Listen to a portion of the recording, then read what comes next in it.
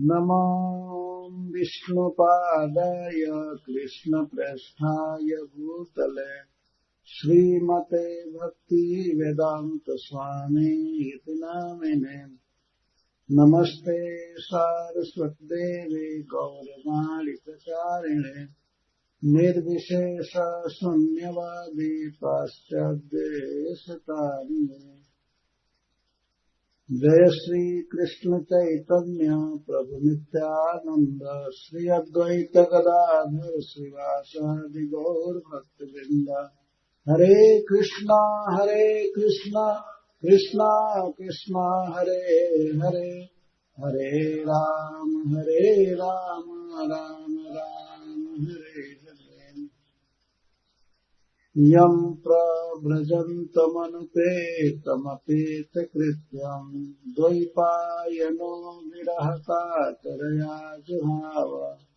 पुत्रेति तन्मयतया तरवोऽभिनेदुस्तं सर्वभूतहृदयं मुनिमानतोऽस्मि। यत्कीर्तनं यत्स्मरणं यदीक्षणम् यद्वन्दनं यत्श्रवणं यदर्हणं लोकस्य सद्यो विजुनोति कल्मषम् तस्मै सुभद्राश्रवसे नमो नमः। जय श्री कृष्ण चैतन्य प्रभु नित्यानंद श्री अद्वैत गदाधर श्रीवासादि गौर भक्तवृंद। वाञ्छा कल्पतरुभ्यश्च कृपा सिन्धुभ्यैव च पतितानां पावनेभ्यो वैष्णवेभ्यो नमो नमः। जय श्रील प्रभुपाद। नवम स्कंद के अंतिम कृष्ण लीला से प्रारंभ किए गए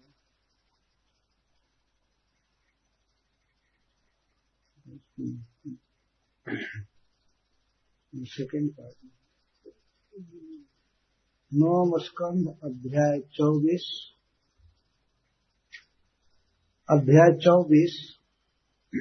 नवम स्कंद श्लोक 53।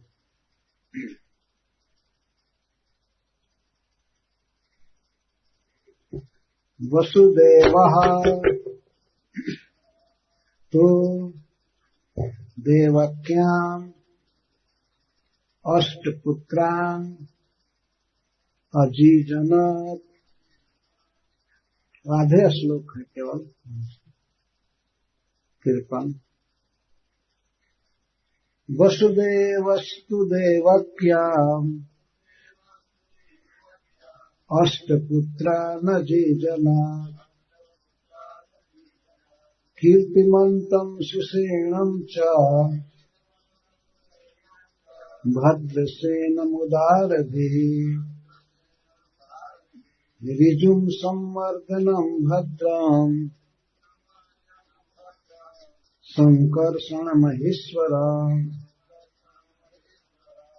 अष्टमस्तु तयोरासीत् स्वयमेव हरिः किला। सुभद्रा च महाभागा तव राजन् पितामही। जदा जदेह धर्मस्य क्षयो वृद्धिश्च पाप्मनः। तदा तु भगवानीश आत्मानं सृजते हरिः। न यस्य जन्मनो हेतुः कर्मणो वा महीपते। आत्ममायां विनेशस्य परस्य द्रष्टुरात्मनः। जन्माय चेष्टितं पुंसः स्थितुत्पत्त्यप्ययाय हि। अनुग्रहस्तन्निवृत्तेः आत्मलाभाय चेष्यते अक्षौहिणीनां पतिभिः असुरैर्निर्पलाञ्छनैः भुव आक्रम्यमाणाया अभाराय कृतोद्यमः कर्माण्य परिमेयानि मनसापि सुरेश्वरैः। तो माइक है तो पीछे से भी कोई आदमी बोलिए। कर्माण्य परिमेयानि मनसापि सुरेश्वरैः सहसंकर्षणश्चक्रे भगवान् मधुसूदनः कलौ जनिष्यमाणानां दुःखशोकतमोनुदाम् अनुग्रहाय भक्तानां सुपुण्यं व्यतनोजसः जस्मिन् सत्कर्णपीयूषे जशस्तीर्थवरे सकृत्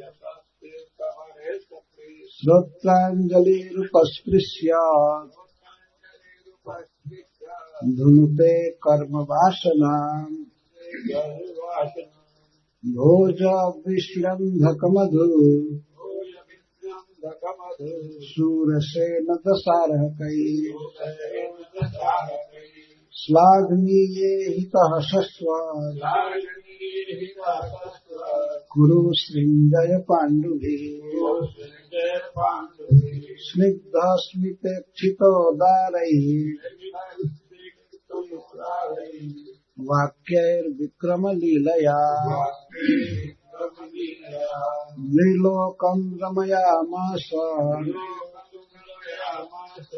मूर्त्या सर्वाङ्गरम्यया यस्याननं मकरकुण्डलचारुकर्णा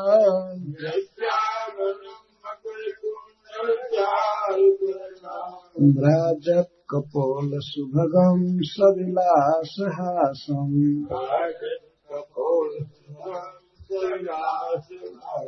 नित्योत्सवं न तत्पूर्दृशभिः पिबन्त्यो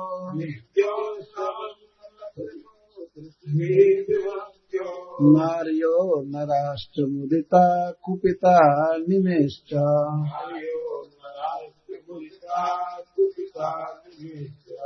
जातो गतः पितृगृहात् ब्रजमेधितार्थो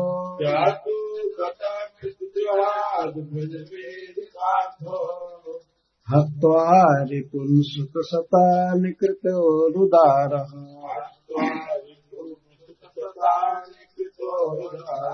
उत्पाद्यते सुपुरुषः क्रतुभिः समीजे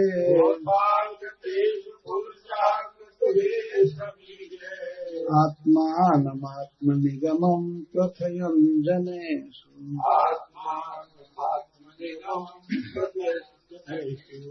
पृथिव्या सवै गुरुभरं क्षपयन् कुरूणाम्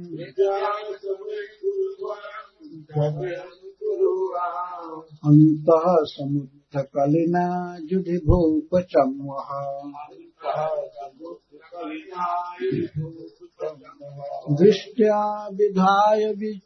दृष्ट्या विधूय विजये जयमुद्विघोष्य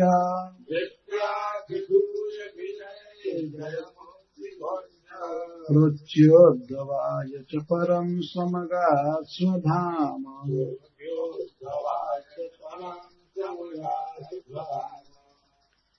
वसुदेवः श्री वसुदेव जी सुतान पुत्र अष्टौ 8 आदधे देवक्या ऊपर में मिल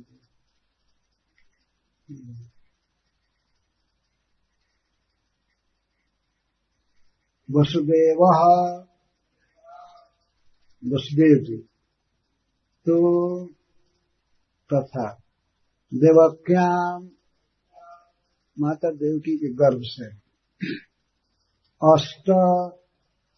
8 पुत्रों को अजी जनक जन्म दिए। तो 7 के नाम इसमें गिनाए जा रहे हैं। कीर्तिमंतम कीर्तिमान, सुषेणम सुषेण च और भद्रसेनम भद्रसेन, उदार भी महान बुद्धि वाले श्री वसुदेव जी। ऋजु ऋजु, सम्मर्दन सम्मर्दन, भद्रम भद्र, संकर्षणम संकर्षण, अहिश्वरम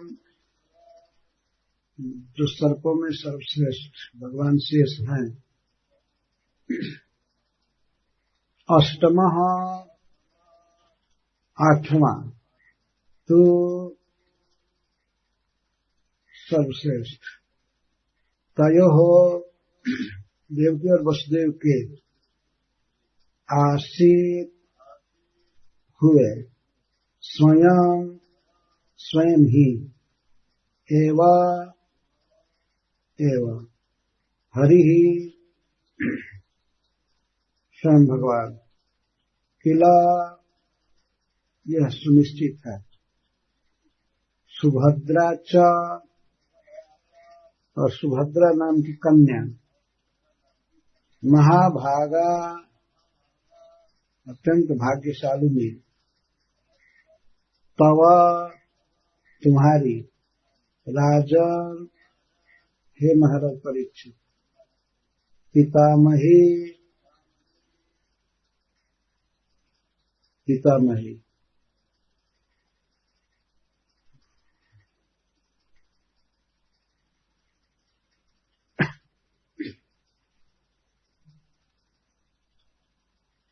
श्री सुखदेव गोस्वामी 9वें स्कंध के अंत में यदुवंश में उत्पन्न लोगों का, विशेष करके राजाओं का चरित्र सुना रहे थे।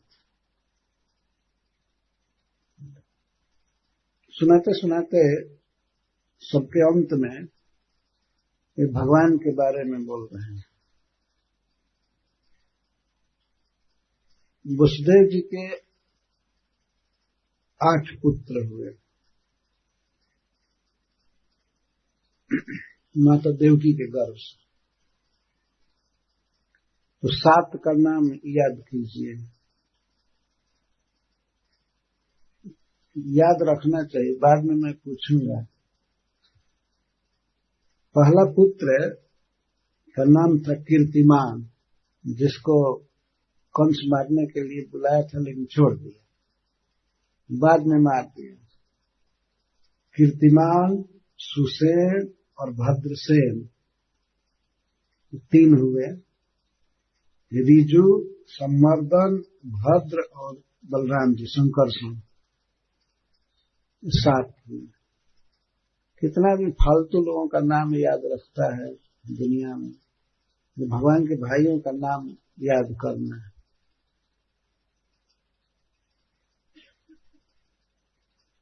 लिखने वाले से बाद में पूछ लीजिएगा, दूसरे सीटिंग में मैं पूछा करूंगा, कभी भी पूछ सकता हूं किसी से भी। इसको श्रील प्रभुपाद जी क्लास कहते थे, श्रीमद् भागवतम क्लास। सिंपली कथा नहीं है, पढ़ाई है। देवकी के गर्भ से वसुदेव जी ने 8 पुत्रों को उत्पन्न किया, अजी जनक, और एक कन्या जिसका नाम है सुभद्रा। सुभद्रा के विषय में सुखदेव गोस्वामी कहते हैं कि हे राजन, तो पितामही, तुम्हारी दादी तो अर्जुन की पत्नी थी सुभद्रा जी, और परीक्षित महाराज अर्जुन के पुत्र। तो सुभद्रा पितामही हुई ना। कथा कहते समय याद कर रहे कि हे महाराज,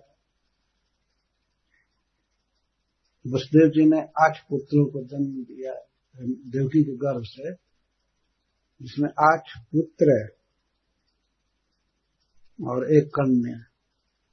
7 को तो गिनाया गया, अष्टमस्तु 8वां जो पुत्र हुआ सबसे छोटा, तो स्वयं एवं हरि, साक्षात स्वयं भगवान, अथवा स्वयं का एक बार यह अर्थ होगा कि कोई वसुदेव और देवकी के कर्म से प्राप्त हुए थे, जन्म लिए थे, ऐसी बात नहीं। वो स्वयं ही पुत्र बने थे, उनके स्वयं ही प्रकट हुए। और दूसरा अर्थ है कि स्वयं हरि, स्वयं भगवान है, पूर्ण है, क्योंकि वे हरि हैं। शास्त्रों में हरि शब्द का अर्थ स्वयं भगवान होता है। तो श्री कृष्ण को हरि हरि कहते भी हरि। हम लोग महामंत्र में 8 बार हरि शब्द का प्रयोग हुआ, 8 बार में 4 बार कृष्ण और 4 बार राम। हरे कृष्णा कृष्णा कृष्णा हरे हरे, हरे राम राम राम हरे हरे।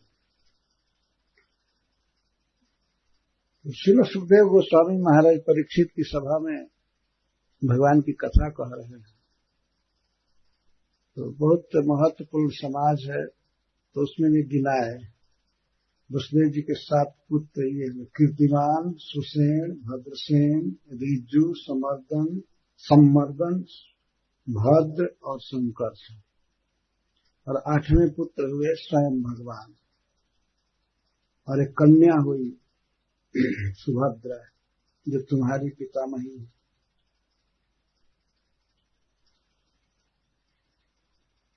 वास्तव में भगवान इस जगत में प्रकट होते हैं।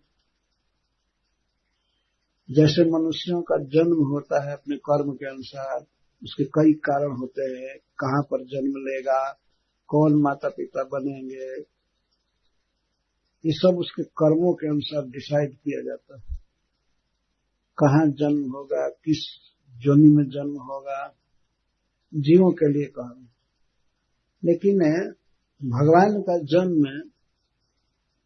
दिव्य है, वे स्वयं प्रकट होते हैं।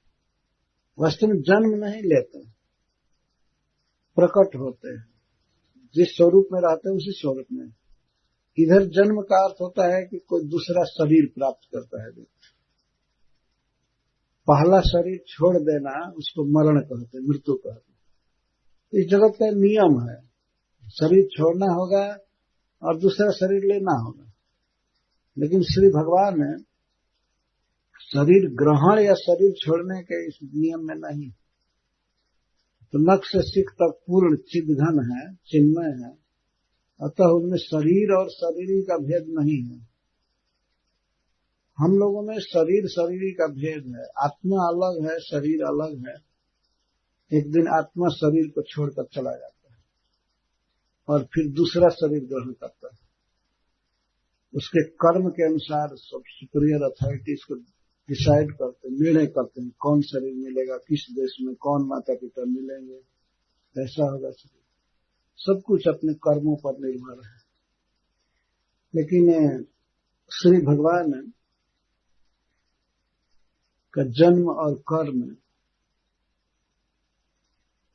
कर्मों पर निर्भर नहीं है, कोई नियम पर निर्भर नहीं है। स्वयं प्रकट होते हैं और स्वच्छंद इच्छा कर्म करते हैं। मनुष्यों का या दूसरे जीवों का जो कर्म है, जो प्रकृति के गुणों में बंधा हुआ है, उन्हें करना पड़ेगा और कर्म का फल बनेगा, फिर भोगना पड़ेगा। फिर इस तरह से जन्म मरण का चक्कर चलता रहता है। लेकिन भगवान ने स्वयं श्रीमुख से अपने जन्म कर्म के विषय में कहते हैं, जन्म कर्म च मे दिव्यम, मेरे जन्म कर्म दिव्य है। दिव्य मतलब दिव्य का अर्थ हुआ चिन्मय और एक अर्थ हुआ अलौकिक। दिवी शब्द से दिव्य शब्द बनता है। दिवी का अर्थ है ऊपर का, स्वर्ग या अपराकृत जगत। तो दिव्य का अर्थ है अपराकृत, प्रकृति के सतोगुण, रजोगुण, तमोगुण आदि के द्वारा बाधित नहीं है। भगवान न प्रकृति के अंदर कर्म करते हैं, न उनका जन्म होता है, वो प्रकट होते हैं और अपनी स्वच्छंद इच्छा से वो लीला करते हैं। तो जब यह कहा गया कि देवकी और वसुदेव के 8वें पुत्र स्वयं भगवान हैं, तो कोई अल्पज्ञ व्यक्ति शंका कर सकता है तो भगवान का भी जन्म होता है। तो इसी पर सुखदेव गोस्वामी कहते हैं 3 श्लोकों में कि भगवान का जन्म कर्म दिव्य होता है। जदा जदेह धर्मस्य क्षयो वृद्धिश्च पाप्मनः तदा तु भगवान ईश आत्मानं सृजते हरिः। जदा जदा, जब जब धर्मस्य क्षय, धर्म का क्षय होता है, ह्रास होता है। भगवद गीता में भगवान का जदा ही धर्म से ग्लानिर्भवति भारत। उसी ग्लानि शब्द को सुखदेव गोस्वामी यहाँ क्षय कह रहे हैं। जब जब धर्म का क्षय होता है और वृद्धिश्च पापमनः, और पाप की वृद्धि होती है। लोगों में पाप कर्मों के प्रति रुचि हो जाती है, पाप कर्म में लगते हैं, पाप कर्म ज्यादा होते हैं तो धर्म क्षय हो जाता है। तदा तु भगवान ईश, उस समय श्री भगवान जो परम ईश्वर हैं, प्रकृति के नियंता हैं, माया के नियंता हैं, आत्मानं सृजते, वे अपने को प्रकट करते हैं। जब जब धर्म की हानि होती है और अधर्म बढ़ जाता है तो भगवान अपने को प्रकट करते हैं, धर्म की रक्षा के लिए और अधर्म का विनाश करने के लिए। आत्मानं सृजते, सृजन का अर्थ होता है प्रकट करना, अपने को प्रकट करते हैं। कहां? वास्तव में जब भगवान अपने धाम से इस प्राकृतिक जगत में आते हैं तो इसको यहां कहा जा रहा है कि भगवान अपने को सृष्ट करते हैं। सृष्ट करते आविर्भाव। इस प्राकृतिक जगत में भगवान को देखा नहीं जाता है प्रायः, कभी कभी आते हैं। इस कारण से मूर्खों के मन में ऐसा हो जाता है कि भगवान नाम की कोई चीज है नहीं, कोई ईश्वर नहीं है, कोई इस दुनिया को बनाने वाला नहीं है, कोई कंट्रोलर नहीं है। इस तरह के खास करके मनुष्य सोचा करते हैं। कोई आवश्यक नहीं है कि भगवान अपने आप को आकर के दिखावे तब मानना चाहिए, और न आवे तो कह दे कि भगवान निराकार है, क्योंकि हम देखते नहीं। तो भगवान अपने मुख से स्वीकार किए हैं कि मैं आता हूं, मैं प्रकट होता हूं इस जगत में। कब कब? जब जब धर्म की हानि होती है और पाप की वृद्धि होती है, तब तब मैं अपने को प्रकट करता हूं। किसी के नियम में बंध करके नहीं कि आपको प्रकट होना पड़ेगा, बल्कि देवता लोग भगवान से प्रार्थना करते हैं तब वे आते हैं। क्षीर समुद्र के तट पर जाकर देवताओं ने भगवान से विनय किया, प्रार्थना किया कि आप आइए, पृथ्वी का भार दूर कीजिए, बहुत पाप बढ़ गया है, असुरों की शक्ति बहुत बढ़ गई है और धर्म की हानि हुई है। तब भगवान ने कहा कि ठीक है, मैं आऊंगा। उन्होंने स्थान निश्चित किया, मथुरा में मैं आऊंगा, और वसुदेव जी के यहाँ उनका पुत्र बन गए। ब्रह्मा जी, भगवान शिव, इंद्र आदि सभी देवता क्षीर समुद्र के तट पर भोजन त्याग करके भगवान की आराधना कर रहे हैं। कई दिन भोजन नहीं किए, तो भगवान को दया आ गई उनकी प्रार्थना से। तो समाधि में भगवान ने ब्रह्मा जी को बताया कि आप चिंता मत कीजिए, सभी देवताओं को कहिए जदुवंश में प्रकट होने के लिए, और मैं जदुवंश में वसुदेव जी के यहाँ अवतार लूंगा, और अवतार लेकर के मैं पृथ्वी का भार दूर करूंगा। पृथ्वी का भार क्या है? पृथ्वी का भार है पाप, पाप का बोझ, पाप भूमि पे भारी। 4 बड़ा बड़ा पाप है।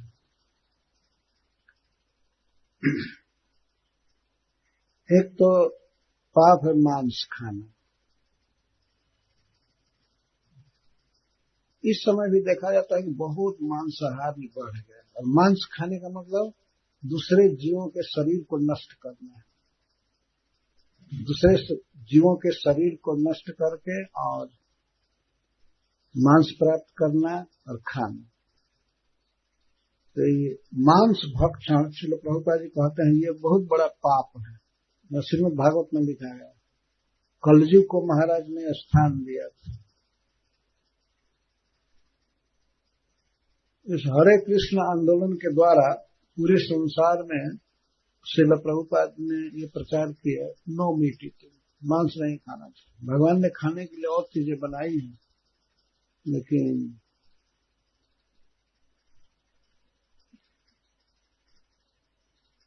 मांस नहीं खाना चाहिए।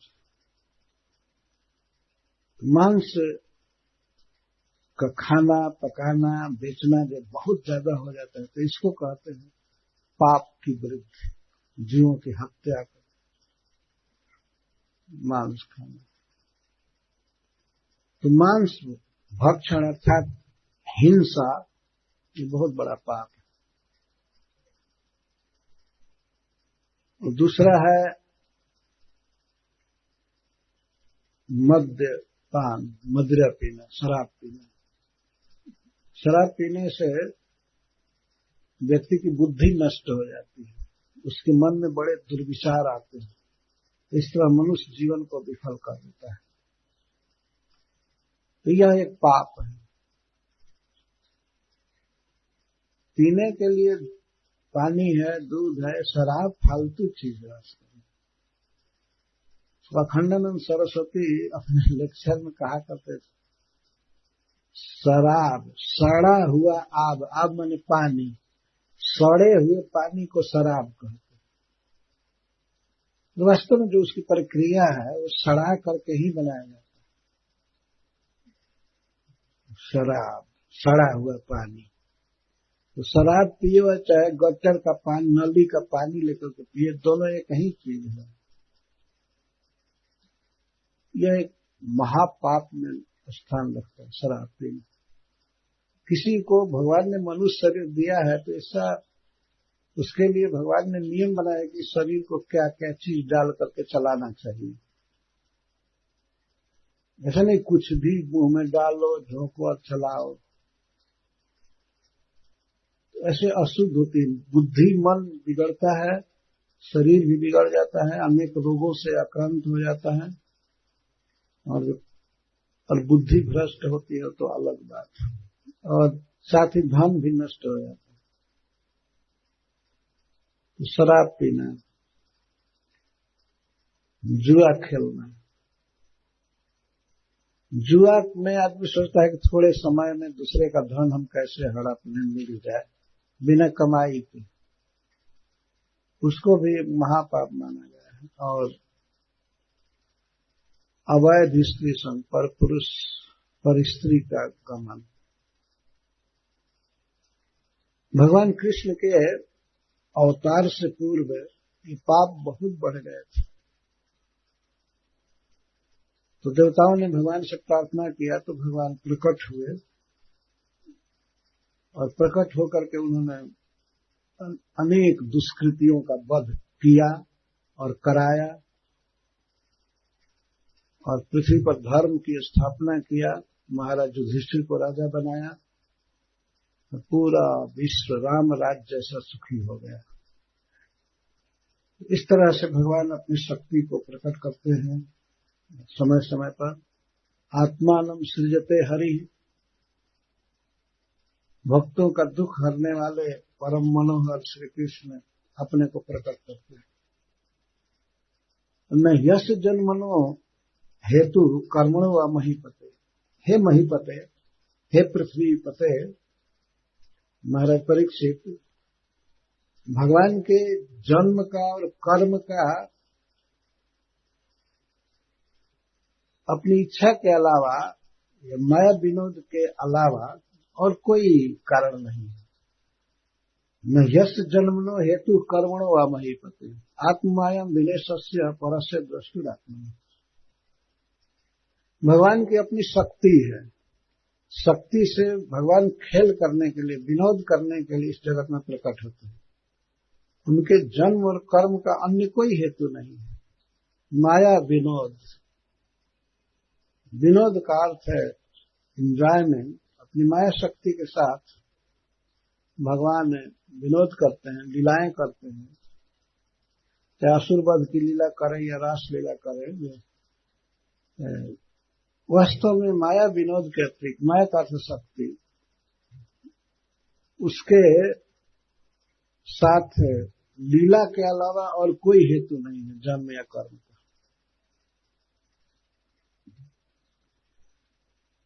तो इस संसार में कोई भी मनुष्य अपनी इच्छा से जन्म नहीं लिया है ना। अगर अपनी इच्छा से जन्म लेना होता तो सबसे धनी परिवार में व्यक्ति जन्म लेता और शुद्ध परिवार में। लेकिन जन्म अपने हाथ में है नहीं जीव को। कब जन्म मिलेगा, कहाँ मिलेगा, किस स्थान में, कोई ठीक नहीं। लेकिन भगवान के जन्म का कोई दूसरा कारण न यश जन्मनो हेतु, हेतु मतलब कारण, और कर्मणो वा, न तो कर्म का कोई बाहरी दबाव है, कोई कारण है, न जन्म का कारण है। अपनी माया से, योग माया से भगवान विनोद करते, लीला का आस्वादन करते। बल्कि जन्माया चेष्टितम पुंसः स्थिति प्रत्ययाय भी अनुग्रहस्थ निवृत्तिरात्म लाभ है। बल्कि भगवान जब माया के साथ विनोद करते हैं, बहिरंगा माया शक्ति के साथ, तो यह भी दूसरे जीवों के हित के लिए ही होता है। यह अनुग्रह है जीवों पर। भगवान का यह अनुग्रह है कि इस जगत की सृष्टि करते हैं, स्थिति करते हैं, प्रलय करते हैं। भगवान अपने धाम में नित्य विहार करते हैं, गोलोक में, अपने नित्य सिद्ध परिकरों के साथ। ये प्रश्न हो सकता है कि वो विहार करते हैं तो फिर यहां आकर के कोई कर्म करने की क्या जरूरत है इस प्राकृतिक जगत में। तब सुखदेव गोस्वामी कहते हैं यहां जो भगवान विहार करते हैं, अपने माया के द्वारा चेष्टा करते हैं, लीला करते हैं, तो यहाँ क्या क्या करते हैं? स्थिति, उत्पत्ति, जगत की सृष्टि करते हैं, जगत को पोषते हैं, मेंटेन करते हैं, और अंत में अपव्यय, विनाश कर देते हैं। तो यह जीव के अविद्या निवृत्ति के लिए और आत्मलाभ के लिए करते हैं। जीव अपने स्वरूप में हो जाए, अर्थात मोक्ष मिले। जब भगवान यहाँ पर सृष्टि करते हैं तो उसमें भगवान का आशय है कि जीव प्रलय काल में सभी सुप्त अवस्था में रहते हैं। जैसे हम लोग रात को सो जाते हैं, तो इस तरह से प्रलय काल में सभी जीवों की उपाधियां लीन रहती हैं, उसका कर्म फल लीन रहता है, कोई शरीर नहीं रहता है। तो एक सोई जैसी अवस्था समझिए सृष्टि के पहले। तो भगवान इन जीवों को जगाते हैं, उसकी उपाधि को प्रकट करते हैं। उपाधि का अर्थ है जीव के कर्म संस्कार पहले के जो है उनको जगा देते हैं। किस लिए सृष्टि करते हैं कि जीव अपने उपाधि के अनुसार, अपने पूर्व संस्कार के अनुसार कर्म करे, धर्म का आचरण करे और इसके साथ ही साथ मेरी भक्ति करे। भक्ति करेगा तो उससे आत्म लाभ होगा, मोक्ष प्राप्त होगा। जैसे हम लोग रात में सोए रहते हैं तो सोए रहना ये बिल्कुल फालतू अवस्था है कि नहीं? फिर सवेरे जग करके नहा धोआ करके काम धंधा करे, करने तो सृष्टि के समय इसी तरह से मरे हुए पड़े रहते, मरने जैसा ही, कोई काम धंधा नहीं, कुछ नहीं। तो भगवान कृपा करके सृष्टि करते हैं, जीवों को देह देते हैं, पूर्व कर्म फल के अनुसार, संस्कार के अनुसार सभी जीवों को उनका शरीर देते हैं, स्वभाव देते हैं, सब कुछ जागृत कर देते हैं, तो जीव अपना अपना काम करने लगते हैं। तो उन पूर्व के कर्मों का कुछ क्षय होता है, फल भोगने से फल का विनाश होता है, और वो भगवान की भक्ति भी करेगा। जब जगा रहेगा सृष्टि के समय, शरीर मिलेगा तभी भजन करेगा। विनुतन वेद भजन नहीं बरना, इसलिए भगवान सृष्टि करते हैं कि जीव अपने अपने कर्म फल के अनुसार कर्म का फल भोगे, कर्म के अनुसार कर्म फल भोगे और मुक्त हो जाए। और इसी के लिए इतना बड़ा काम भगवान करते हैं, सृष्टि करना, पालन करना, प्रलय करना। तो इस तरह से भगवान की जो लीला है, यहां तक कि माया शक्ति के साथ भी भगवान की जो चेष्टा है और भी जोग माया के साथ जो चेष्टा है, यह तन निवृत्त है, आत्मलाभ है। चैस्य आत्मलाभ के लिए, मोक्ष के लिए जरूरी है। तन निवृत्त है, तत्व का अर्थ है भगवान की चेष्टा, भगवान की लीलाएं। यदि इन लीलाओं को सुना जाए जो भगवान इस जगत में आकर करते हैं, तो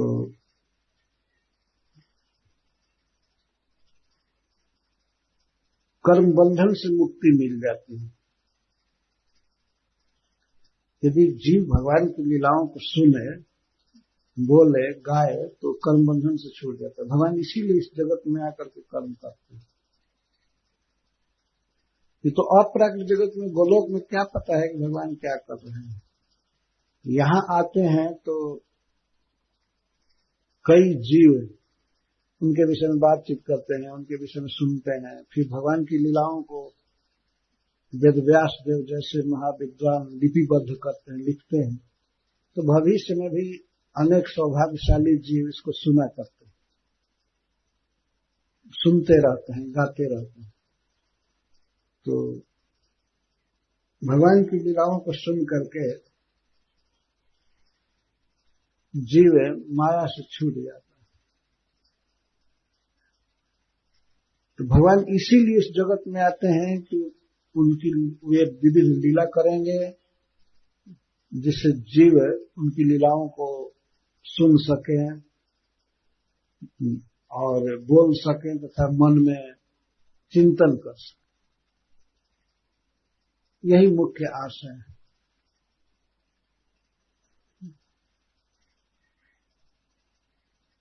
यह अनुग्रह है जीवों पर। भगवान का इस जगत में आना, सृष्टि करना, सृष्टि का चलाना और प्रलय करना, सब जीवों के प्रति भगवान का अनुग्रह है। अब आगे के श्लोक में कहते हैं सुखदेव गोस्वामी कि भगवान श्री कृष्ण के आने का एक और भी कारण है, पृथ्वी पर अनुग्रह। पृथ्वी पर बहुत लोड बढ़ गया था, बहुत भार बढ़ गया। अक्षयहिणी नाम पति नाम असुर नृपलांछन। इस पृथ्वी पर उस समय असुरों का भार बहुत बढ़ गया था। जैसे इस समय सरकारी अधिकारियों का भार पृथ्वी पर बढ़ता जा रहा है, वैसे राजाओं का भार बढ़ा था। ये राजा लोग बहुत औक्षमणी सेना रखते थे।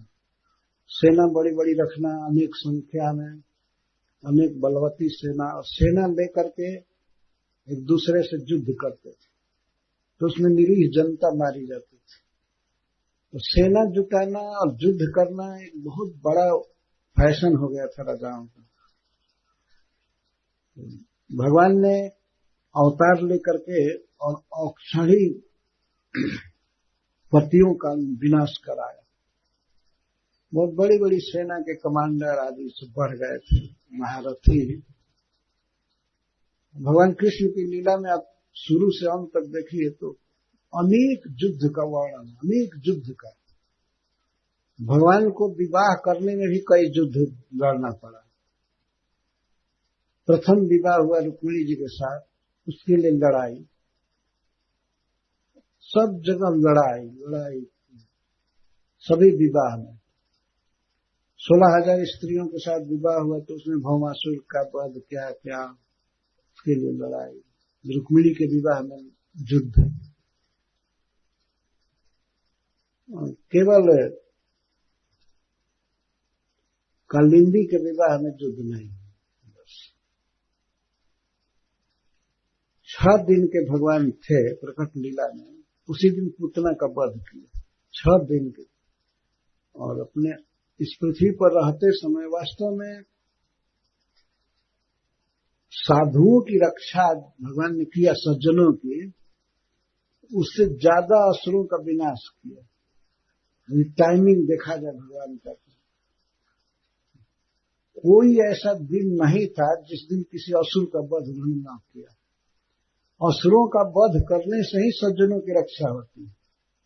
आजकल के लोगों को ये अज्ञान है, लोग सोचते नहीं किसी को मारो मत, किसी को फांसी मत दो। वो भले 1000 आदमी को मार दे, उसको फांसी नहीं दिया जा सकता, नहीं देना चाहिए। ये मूर्खता है वास्तव में। असुरों का विनाश करने पर, राक्षसों का वध कर दिया जाए तो अपने आप जनता सुखी हो जाती है। जितने आतंकवादी हैं ये मार दिए जाए तो जनता कुछ माने में तो बहुत सुखी हो जाएगी। तो कहीं कहीं तो ऐसी स्थिति है कि जीने का भी लाले पड़े हैं। आदमी को कोई विश्वास नहीं कब मर जाएंगे, कब कोई बम विस्फोट कर देगा, कहाँ कर देगा। ये बम विस्फोट करने वालों को पकड़ पकड़ करके यदि मार दिया जाए तो पृथ्वी पर शांति हो जाएगी। वे हजारों को मार दे, ट्रेन में मार दे, बस में मार दे, कहीं भी बम विस्फोट कर दे, लेकिन उसको अब सर्टिफाई करने के लिए ये किया है कि नहीं किया है, अब इसमें झमेला चलता है।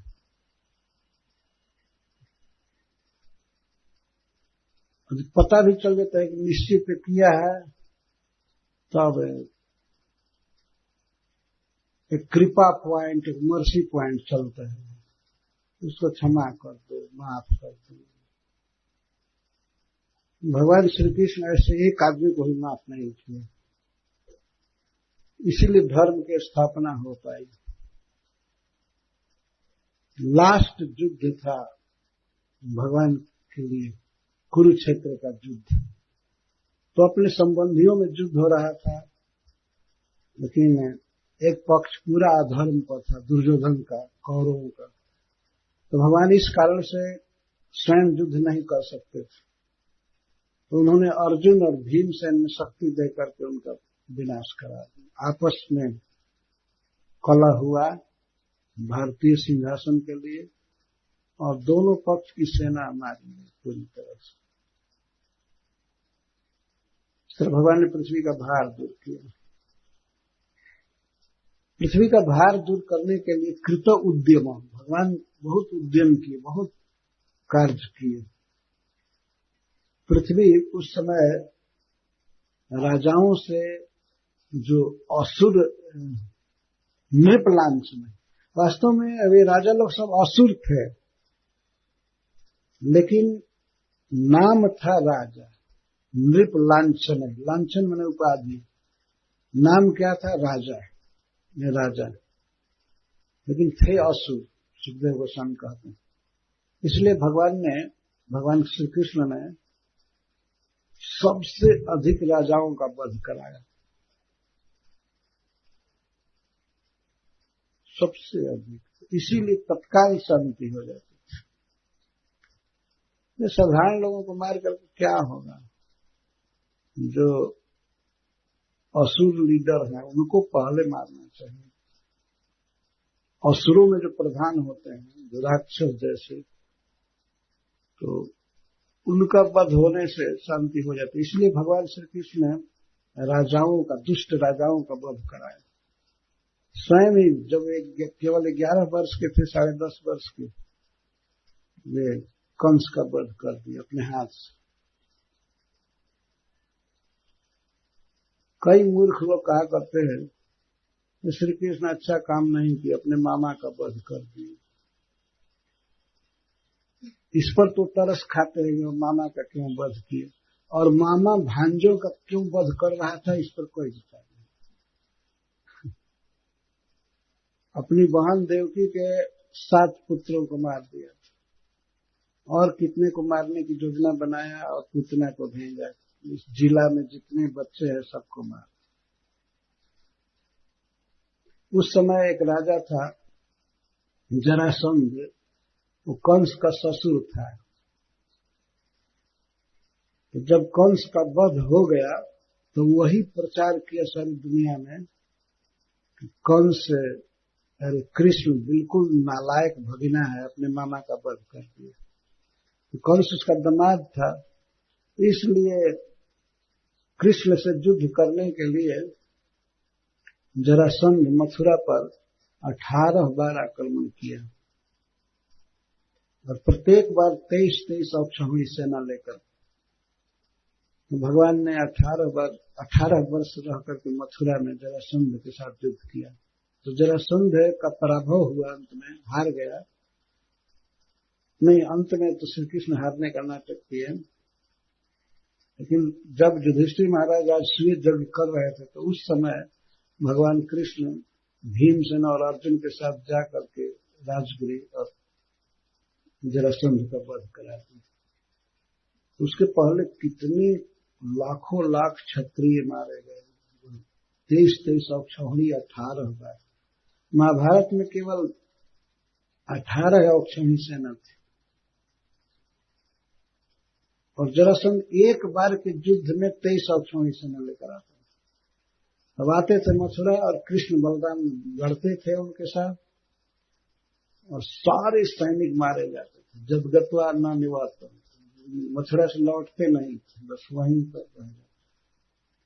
उधर से बिहार से कहां से सेना इकट्ठा करके लाता था जरासंध, और मथुरा में सब मुक्ति पाते थे। केवल 2 व्यक्ति लड़ते थे, भगवान और श्री बलराम जी। हर एक बार उसको जिंदा छोड़ देते थे कि और इकट्ठा करके लाएगा, घर बैठे बैठे उन्हें पृथ्वी का भार उतार देंगे। 18 वर्ष उसमें लग गया भगवान को। 11 वर्ष तक ब्रज में रहे, तो ब्रज में भी अघासुर बकासुर क्या क्या सब मारते ही रहे। रोज वृंदावन से गाय चरा कर आते थे तो बच्चे ब्रज में रिपोर्ट देते थे, आज कृष्ण ने इसको मारा, इसको मारा, इसको मारा। किसी दिन बाकी नहीं रहा। तो रासलीला रात में करते थे, दिन में तो असुर वध होता ही रहता। और जब मथुरा से द्वारका गए तो भगवान ने सोचा विवाह करना चाहिए, तो विवाह पर भी आफत थी। भगवान को यहाँ विवाह नहीं करने दिया जा रहा है।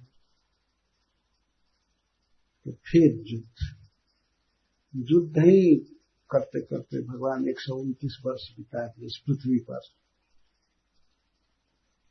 सुखदेव गोस्वामी कहते हैं कि औक्षौहिणी नाम पति भी असुर निर्बलांछने भुव आक्राममाणाया अभाराया कृतोक्ति। भगवान ने बहुत बहुत कार्य किया पृथ्वी का भार उतारने के लिए। कर्माण्य परिमेयाणी मनसा पे सुरेश्वर। भगवान ऐसे ऐसे कर्म किए जो सुरेश्वर ही देवताओं में जो श्रेष्ठ हैं, जैसे इंद्र, ब्रह्मा जी, शिव जी, इनके द्वारा भी अपरिमेय कर्म थे। और भी मनसा अपनी, बड़े बड़े देवता मन में भी कुछ समझ नहीं पाते थे। भगवान की अचिंत लीलाएं होती थी, अद्भुत लीलाएं। जैसे भगवान श्री कृष्ण ने विवाह किया, अचिंत लीला है, इसको समझ पाना देवताओं के लिए भी और मन से भी सोच पाना कठिन।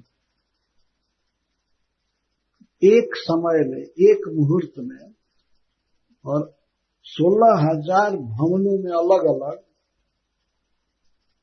विवाह किए एक ही मुहूर्त में। और सभी घर में वसुदेव थे, देवकी माता जी थी, और सभी में पुरोहित, सभी में पवनी पजाड़ी जो भी होते हैं, जो जब नाई क्या क्या और सब विवाह में हेल्प करने वाले, सभी 16,000 भवनों में थे। वसुदेव जी भी सब में थे, बलराम जी भी सब में थे, और अलग अलग भवनों में विवाह हुए एक समय में, और सब लोग थे। क्या ये देवताओं के लिए भी मन से भी सोच पाना असंभव है? एक कैसे कर सकते?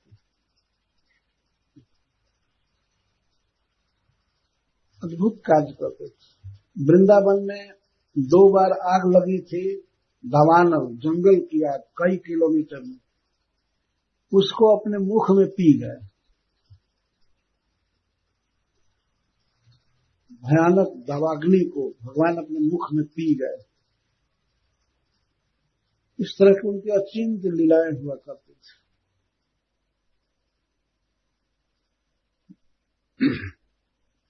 कर्माणि अपरिमेया मनसा पी सुरेश्वर सहसं कर सकते भगवान मधुसूदन। श्री बलराम जी के साथ भगवान श्री कृष्ण ऐसी ऐसी लीलाएं किए कि देवताओं के द्वारा मन से भी कल्पना नहीं की जा सकती, कैसे संभव हो सकता है, कैसे किए, कैसे किए। सुरेश्वरई और मनसायपि, सुरेश्वरई अपि मनसायपि। क्या मनुष्य समझ पाएगा भगवान कृष्ण को? ब्रह्मा शिव आदि देवता भी नहीं कभी कभी समझ पाते थे कि क्या लीला कर रहे हैं। वे कभी चक्कर में पड़ जाते थे। ब्रह्मा जी तो चक्कर में पड़ गए। वे देखे बाल बालों के साथ खाते हुए जमुना के तट पर, तो उनका दिमाग ही फेल हो गया। देख रहे थे कृष्ण सब हो रहे हैं, सभी बच्चों की तरफ उनका मुख है, और गोलंबर में बैठे थे मंडलाकार बच्चे, सभी देखें कृष्ण हमारे सामने, हमारे सामने। ब्रह्मा जी आकाश से देख रहे थे इस लीला को, अपने वाहन, हंसाकार वाहन है उस पर वो देख रहे थे। भगवान की लीला देखने के लिए वो बछड़ों को चुरा लिए। भगवान बछड़ा खोजने गए तो बच्चों को भी चुरा लिया। अब भगवान कृष्ण उधर जाकर के नदी के किनारे या पर्वत में जहाँ था वो खोज रहे हैं वन में बछड़ों को। इधर आए तो बच्चे भी गायब, तो इनको भी खोजने लगे। जानते थे कि ब्रह्मा की करामात है, ब्रह्मा ये सब किया है, तो फिर ब्रह्मा जी से वो कुछ कहे नहीं। वैसे ही बछड़े और वैसे ही बच्चे, वैसे ही कपड़ा, सब कुछ वैसे ही रंग, स्वभाव, वचन, और अपने से अपने को चराते हुए अपने से अपने को हाथ करके ब्रज में ले गए। साल भर तक लीला, 1 साल लीला करते रहे। 1 साल बीतने में लगभग 5-6 दिन रह गया, तो ब्रह्मा जी आए देखने के लिए कि क्या हो रहा है। तो देखे कि सारे बछड़े वहां चर रहे हैं और गोप बालक सब चढ़ा रहे हैं। तो फिर जाकर के देखे जहां छिपाए थे उनको, देखते हैं ये तो यहाँ है बछड़े और बच्चे। फिर वहां से वृंदावन में आते हैं तो वहां पर बछड़े और बच्चे। तो ब्रह्मा जी चक्कर में पड़ गए कि कौन सत्य है, ये सत्य है कि ये सत्य है। ये भी नहीं समझ पाए, ये सत्य है कि ये सत्य है, वो बिल्कुल चक्कर में पड़ गए क्या हो रहा है। तब तक अकस्मात सभी बछड़े और सभी बच्चे विष्णु स्वरूप में दिखाई देने लगे, एकदम विष्णु के स्वरूप में बछड़े आदि सभी। यहां तक कि उनके पास जो छड़ी छोटी छोटी थी, जो छीके थे, गमछा था, वो सब विष्णु स्वरूप,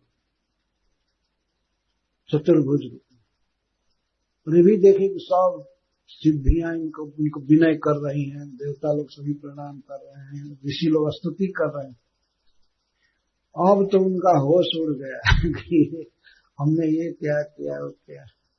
तो वृंदावन में आए और आ करके अपने वाहन हंस से गिर पड़े धरती पर, साष्टांग प्रणाम किए और श्री कृष्ण से प्रार्थना करने लगे, मैं बहुत बड़ी गलती। लेकिन बच्चा यदि गलती करे तो माँ उसको क्षमा करती है। अगर बच्चा पेट में है और कभी पैर पिटता है तो माँ को उससे दुख नहीं होता है, खुशी होती है कि बच्चा स्वस्थ है, जी रहा है, अच्छा है। मेरे प्रभु, मैं तो आपका बच्चा हूँ, सारा वेद कहता है, मैं आपके नाभि के कमल से जन्म लिया। तो भगवान ने यहाँ तक कह दिया कि अरे ब्रह्मा के बाप तो नारायण है, मैं क्या हूँ, मैं तो एक गोप हूँ और तुम कह रहे हो कि आप हमारे बाप हैं ऐसा भी ढंग क्यों बोल रहे हो। तब ब्रह्मा जी कहते नहीं, नारायण तुम, आप ही नारायण, आप ही आदि नारायण। इस तरह से विनय करते हैं। पर भगवान बाद में कुछ बोले नहीं, ब्रह्मा जी भागे, मैं धाम में गए, भगवान नहीं चाहते हैं कि मैं यहाँ रहूं। इस तरह की लीला होती है ब्रह्मा जी से। इंद्र भगवान की लीलाओं को सुनते सुनते, देखते देखते इनके मन में आ गया कि ये तो एक आदमी है, मनुष्य है, भगवान नहीं है। और जब उनकी पूजा बेहद कर दी गई कृष्ण के द्वारा, तो इतना क्रोध में हो गए, इतना क्रोध में हो गए कि समस्त ब्रज का विनाश करने के लिए प्रलय करने वाले बादलों को भेज और कहे कि मैं भी आ रहा हूं हाथी करके। वर्षा होने लगी मूसलाधार। तो भगवान ने इंद्र को भी कुछ कहा नहीं, गोवर्धन पर्वत को उखाड़ करके अपनी बाम अंगुली पर धारण कर, उधर से झमाझम वर्षा, वज्रपात, हवा, आंधी चल रही थी 7 दिन 7 रात तक। तो करते करते इंद्र पस्त हो गया, वर्षा करते करते, और इधर कुछ भी नहीं हुआ, किसी को कोई क्षति नहीं। तो आकर के चरण में गिरे, चरण में गिरते थे। बाणासुर के साथ भगवान का युद्ध हुआ। बाणासुर शिव जी का भक्त था, वो उषा अनिरुद्ध के विवाह में, तो उसके पक्ष से भगवान शिव आ गए। भगवान शिव कृष्ण के साथ युद्ध करना चाहते, वो आ गए, लेकिन भगवान ने उनको एक ही बाण मारा। एक बाण मारा, वो जम्हाई लेने लगे। जब एकदम होश में नहीं थे, जम्हाई ले रहे थे, उसी समय भगवान बाणासुर की समस्त सेना का नाश कर दिया। बाद में जब सेना नष्ट हो गई तब शिव जी होश में हुए। उसके बाद भगवान से प्रार्थना कर रहे थे।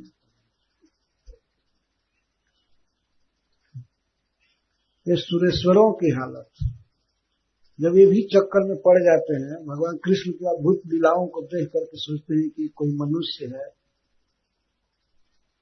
तो फिर मनुष्य के रूप में कृष्ण को माने तो ये कौन आश्चर्य की बात है। देवताओं से बहुत कम ज्ञान होता है मनुष्यों को, बहुत कम स्टैंडर्ड है। शरीर के अवधि और सब कुछ बहुत स्टैंडर्ड कम है, और जीवन की अवधि तो कम है ही, बुद्धि भी देवताओं से लाखों गुना कम है। लेकिन मनुष्य तो ऐसा अभिमान करता है कि मैं बहुत बुद्धिमान हूं, मैं कंप्यूटर चला रहा हूं, ये चला रहा हूं, ये कर रहा हूं। ये कोई बुद्धि नहीं है, इससे बहुत अधिक बुद्धि देवताओं के पास है। लेकिन देवता भी भगवान कृष्ण की लीलाओं को नहीं समझ पाते हैं। देवताओं में जो श्रेष्ठ हैं वे भी, फिर मनुष्य कहां समझेगा। फिर भी भगवान की लीलाएं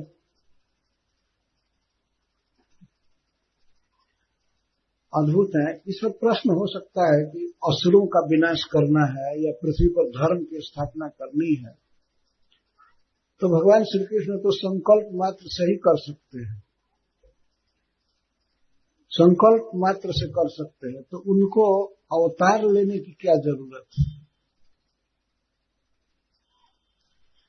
भगवान अपने मन में जो भी सोचे कि ये करना है, वो उनका सोचना और करना दोनों एक समय में होता है।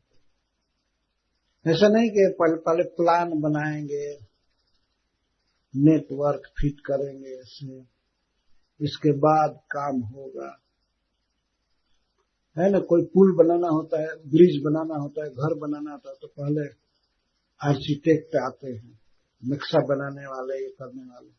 ऐसा कहीं देखा गया है कि बस सोच नक्शा बनाए और भवन बनकर तैयार होता है? ऐसा कहीं नहीं होता है। इधर मन में सोचा जाए और काम में परिणत होता जाता है। बिल्कुल भगवान सृष्टि करने के लिए ऐसा नहीं है कि अब कोई औजार हाथ में ले करके सब गढ़े, सब पूरा विश्व शरीर जीवों का, कुछ भी नहीं। उन्होंने सोचा कि ये होना चाहिए, हुआ तत्काल। उनके मन में और क्रिया में अंतर नहीं है, हो जाता है। जो संकल्प मात्र से असुरों का विनाश कर सकते हैं और धर्म की स्थापना कर सकते हैं, तो वे अवतार क्यों लेते हैं? क्यों नहीं वैकुंठ में रह करके संकल्प से ही सृष्टि कर लेते हैं, चला लेते हैं? क्या अवतार की जरूरत है? तो इसका उत्तर सुखदेव गोस्वामी यहां दे रहे हैं। कलौ जनिष्यमाणा नाम दुख शोक तमोनुदम अनुग्रहाय भक्तानां सुपुण्यम वेतनोजस। भगवान अवतार लेते हैं। उन्होंने सोचा कि आगे जो भी मनुष्य जन्म लेंगे, हमारे भक्त होंगे, तो वे हमारे विषय में कह करके, सुन करके, स्मरण करके बहुत सुख पाएंगे।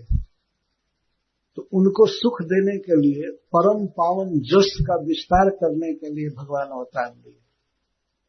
संकल्प मात्र से सब कुछ कर सकते हैं, लेकिन लीला इसलिए करते हैं। वृंदावन में, मथुरा में और द्वारका में, कुरुक्षेत्र में, सब जगह, या अयोध्या में भगवान इसलिए प्रकट होकर के लीला करते हैं कि उन लीलाओं को भक्त लोग सुनेंगे, गाएंगे, स्मरण करेंगे, तो उन्हें परम सुख मिलेगा, परम आनंद मिलेगा। भगवान श्री कृष्ण ठीक द्वापर के अंत में अवतार लिए। उन्होंने सोचा कलौ जनिष्यमाणा नाम, कलयुग में जिनका जन्म होगा, कलयुग बहुत बुरा समय है, तो उस समय भक्तों का या जनता का दुख शोक तमोनुदम, उनका दुख कैसे जाएगा, अज्ञान कैसे जाएगा और शोक कैसे जाएगा, इसके लिए भगवान ने उपाय सोचा। तो उन्होंने ऐसी लीला किया जिन लीलाओं को सुन करके, गा करके, स्मरण करके व्यक्ति दुख शोक और तम से पार हो जाएगा। ये भगवान के लीला का विशेषण है, दुख शोक तमोनुदम।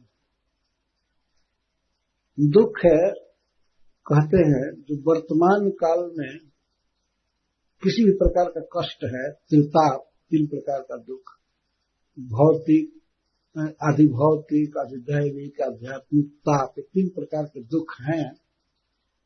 इनको दुख कहते हैं। दुख 3 प्रकार का दुख है। एक तो आधिभौतिक दुख। आधिभौतिक का अर्थ होता है जीवों से जीवों को जो दुख होता है। इस संसार में एक जीव दूसरे जीव को दुख देता है, देखा गया है। जैसे मनुष्य मनुष्य को दुख देता है। सबसे ज्यादा यदि कोई चिंता है मनुष्य को, दुख है, तो मनुष्य से मनुष्य बहुत दुखी है। घर में ताला लगाना, ये गाय भैंस के लिए थोड़े ताला लगाया जाता है, ये आदमी के लिए लगाया जाता है कि ये चुरा लेगा, है कि नहीं? दुख आजकल माना जाता है कि डॉक्टर लोग दुख नष्ट करते हैं। पहले माना जाता था डॉक्टर सहायता करेगा, हमारा रोग हर लेगा, लेकिन रोग हरे या न हरे, पैसा तो हरेगा ही। अब गारंटी नहीं दे सकता आपका दुख जाएगा ही, बल्कि दुख है हरने के पहले कुछ फीस ले लेता है ना?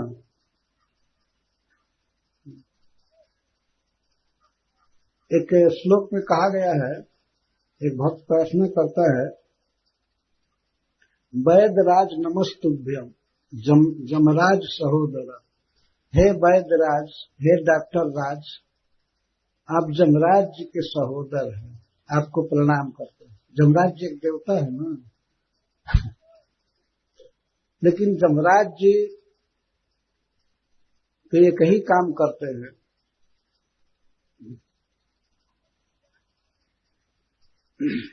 जमराज जी केवल प्राण लेते हैं, लेकिन आजकल के डॉक्टर तो प्राण और धन दोनों ले लेते हैं। इसलिए जमराज जी के बड़े भाई हुए, छोटे भाई नहीं हैं। जमस्तु हरते प्राणान और वैद्य प्राणान धनानि च। वैद्य तो प्राण और धन दोनों ले लेते हैं। ये प्रकट है, देखा जाता है। अगर किसी का ऑपरेशन करना है और निश्चित है कि आदमी मरेगा तो लिखवा लेते हैं पहले से कि अगर मरे तो हमारा कोई दोष नहीं। और लेकिन ये नहीं है कि मरे तो पैसा नहीं लेंगे, पैसा पहले ले लेते हैं। तो ये प्राण और धन दोनों ले रहे हैं। जमराज जी के अग्रज। इस संसार में बहुत बहुत दुख है, शीत उष्ण आदि का दुख है, नाना प्रकार से। जब तक ये शरीर है तब तक दुख ही दुख है। अनेक प्रकार की बीमारियां, व्याधियां, क्या स्वजनों से दुख। ऐसा नहीं कि मनुष्य को मनुष्य से दुख है, अपने परिवार वालों से ही सबसे ज्यादा आदमी को दुख होता है। पर वो अज्ञान बस माया में चलने देता है, चलेगा कोई बात नहीं। होता है, अगर विचार करके देखिए तो परिवार में जितना दुख होता है उतना दूसरे से नहीं होता। तो वर्तमान काल में जो भी कष्ट हो रहा है उसको यहाँ दुख कहा गया है, दुख। और शोक, शोक का अर्थ है चिंता करना। मनुष्य का स्वभाव है वो भविष्य की चिंता करता रहता है, शोक में रहता। आगे ये न हो जाए, हमारी जीविका ठीक से चलनी चाहिए, पता नहीं हमारे बेटा का क्या होगा, ये कैसे जिएगा खाएगा। दूसरे पशु पक्षी जानवर अब जो हैं वो इतनी चिंता भविष्य की नहीं करते हैं, है ना। कोई चिड़िया या कोई पशु वर्तमान की चिंता करता है, खाने को मिल गया कोई बात नहीं, लेकिन भविष्य के लिए बहुत जमा नहीं करते हैं। मान लीजिए यहाँ पर 2-4 बैग अनाज डाल दिया जाए और पक्षी अगर जुटे 1000-2000 तो खा लेंगे, पेट भर जाएगा, और जो भी बचा रहेगा उसे छोड़ करके उड़ जाएगा। लेकिन मनुष्य को कहा जाए कि यहाँ अनाज पड़ा है, आप इसको लीजिए, तो पहले वो ट्रक मंगा करके ढोना चालू करेगा, है ना। पहले अगर उसको छूट दिया जाए तो पूरा गोदाम भी खाली कर सकता है।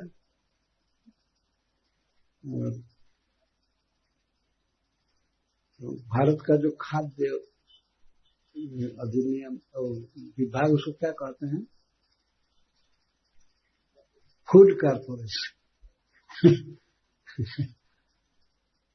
FCI, food corporation of India. अगर एक दिन खोल करके ताला और कहा जाए कि आप इसको ले लीजिए, आप जितने में आपका पेट भरे, तो कई टन आदमी ले सकता है उससे पावर होने। गाय को घास डालिए, अगर पेट भर जाएगा तो वहीं बैठ जाएगी जुगाली करने लगेगी। तो संतोष है, मनुष्य को संतोष नहीं। वह चिंता है। और खास करके अपने से भी ज्यादा अपने परिवार की चिंता होती है। कैसे चलेगा, ये न हो जाए, वो न हो जाए। इसको शोक कहते हैं। जैसे अर्जुन शोक कर रहे थे, भविष्य में हमारे स्वजन मारे जाएंगे कुरुक्षेत्र में, अरे ये ठीक नहीं है, फिर ये होगा। और तमह, तमह का अर्थ होता है अज्ञान। अज्ञान क्या है? अज्ञान यह मैं हूं, यह शरीर मैं हूं, और इस शरीर से संबंधित जो भी वस्तु या व्यक्ति है वे मेरे हैं। इसको तम कहते हैं, घोर अज्ञान। जीव ये देह नहीं है, देह छोड़ करके उसे जाना पड़ेगा, और इसके पहले भी अनेक शरीरों को छोड़ चुका है, लेकिन फिर भी अपने को देह मानता है। देह से भिन्न मैं आत्मा हूं, जीवात्मा हूं, भगवान का सेवक हूं, ये वो मानता नहीं। मैं इस परिवार का हूं, मैं इस देश का हूं, मैं इस समाज का हूं, मैं इस जाति का हूं, मैं इस धर्म का हूं, और ये लोग मेरे हैं। देह को मैं मानना और देह से संबंधित लोगों को मेरा मानना, और उसी चिंता में रहना, इसको तमह कहा गया। अहम ममेति, मैं हूं, ये मेरा है। तो भगवान कृष्ण ने इसलिए अपने जस को फैलाया कि मेरी लीलाओं को भक्त सुनेंगे, गाएंगे, तो दुख से, शोक से और अज्ञान से मुक्त हो जाए। दुख, शोक, तमो, नुदम, इन तीनों को नुदती हंती। भगवान की लीला सुनने मात्र से सब नष्ट हो जाता है। अज्ञान नष्ट होता है, शोक नष्ट होता है, दुख नष्ट होता है। जब व्यक्ति भगवान की लीलाओं को सुनता है तो उसे इतना सुख मिलता है, उस सुख के आगे वो अब गरीब भी है, अभाव में भी है, तो ये सब दुख उसको सता नहीं पाते। भगवान अपने भक्तों का दुख, शोक, तम दूर करने के लिए सुपुण्यम व्यतनुजस, अपने परम पावन जस का विस्तार करते हैं। सोई जस गाय भगत भव तरहि, कृपा सिंधु नरहित तन धरहि। रामचरितमानस में कहा गया है कि भगवान अपना स्वरूप इसलिए प्रकट करते हैं, इसलिए अवतार लेते हैं कि ये जस जो बहुत कर्म करेंगे, दिव्य कर्म, उनका यश गा गा करके, उनके कर्मों को गा गा करके भक्त भवसागर से तर जाएंगे, जन्म मरण से मुक्त हो जाएंगे। यही भगवान के अवतार का मुख्य प्रयोजन है। भगवान श्री कृष्ण मथुरा में अवतार लिए और तुरंत ब्रज में आ गए, गोकुल आए। गोकुल में, वृंदावन में उन्होंने लगभग 10.5 पौने 11 वर्ष बिताया और बहुत सुंदर लीला की। मथुरा में 18 वर्ष और द्वारका में 18 और 11 29। मथुरा और वृंदावन में 29 वर्ष रहे और द्वारका में 100 वर्ष। और सब समय भगवान अनंत अनंत लीला करते ही रहते हैं। वे सब लीलाएं, उनमें से कुछ लीलाएं श्रीमद् भागवत में हैं, पुराणों में हैं, महाभारत में है। तो भगवान का यही आशय है, इसीलिए इस जगत में आकर लीला करते हैं कि भक्तजन मेरी लीलाओं को सुनेंगे, गाएंगे, बोलेंगे, मन में स्मरण करेंगे और उनका सब दुख नष्ट हो जाएगा। ये भगवान की योजना है।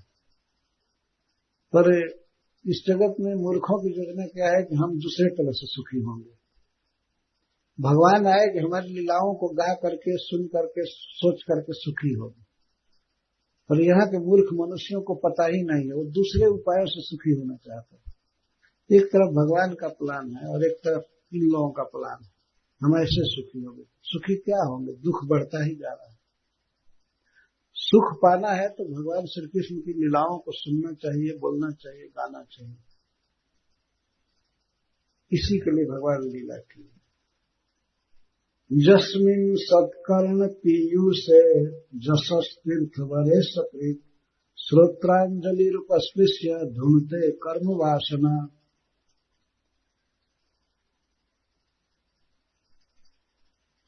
जस्मिन् सत्कर्ण पीयूषे जशस्तीर्थ वरे, भगवान श्री कृष्ण की विशेष करके ऐसी लीला है जो सत्कर्ण पीयूष, सत्कर्ण पीयूष, सताम कर्णानाम पीयूष, जो सज्जन हैं, भक्त हैं, उनके कान में अमृत का काम करता है। अमृत जैसा परम मधुर है, लगता है जस भगवान का। सत्कर्ण पीयूष, सज्जनों के, भक्तों के कर्ण के लिए पीयूष है, अमृत है। और तीर्थवर है। अगर कोई व्यक्ति अपने को शुद्ध करना चाहता है, माया की मलिनता से, काम क्रोध लोभ आदि से शुद्ध करना चाहता है, तो उसके लिए सबसे श्रेष्ठ तीर्थ यह है।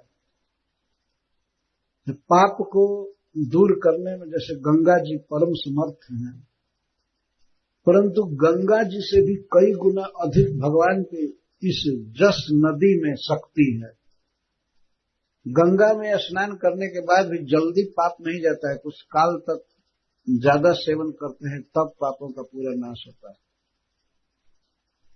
ये गंगा जी सबसे बड़ा तीर्थ है जो भगवान के चरण कमल से निकली है। इसमें संदेह नहीं है कि गंगा जी का स्मरण करने से, नाम लेने से, स्नान करने से, आचमन करने से, पीने से पाप कटता है, अवश्य पाप करता है।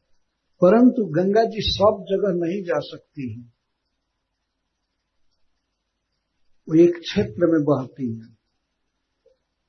गंगोत्री से लेकर के गंगा सागर तक उनका एक ट्रैक है, उसमें जाती है। तो वहां कोई जाएगा तब न स्नान करेगा। लेकिन भगवान श्री कृष्ण ने जो अपने यश की नदी बहाया है, कीर्ति गंगा, ये तो कहीं भी है, स्वर्ग में है, मर्तलोक में है, बलि महाराज आदि के पास, इस पृथ्वी पर है, मर्तलोक में और पाताल में भी है। ये श्रीमद् भागवतम तो कहीं भी जा सकता है,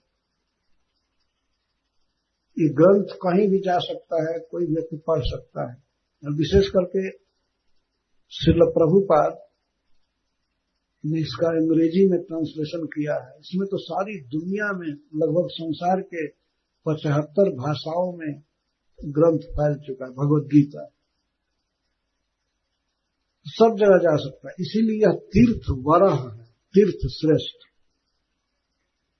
अच्छा, गंगा जी में तो स्नान करने से, आचमन करने से, पीने से पाप का नाश होता है। ये भगवान के जस, भगवान की यह जस रूपी गंगा ऐसी है कि यह केवल श्रोत्रांजलि, केवल कान से सुनने मात्र से जीव पवित्र हो जाता है, पूरा पूरा सुनने मात्र से। श्रोत्रांजलि, श्रोत्रम एवं अंजलि जस्य सह, जिसके पास इस कथा को पीने के लिए क्या योग्यता है?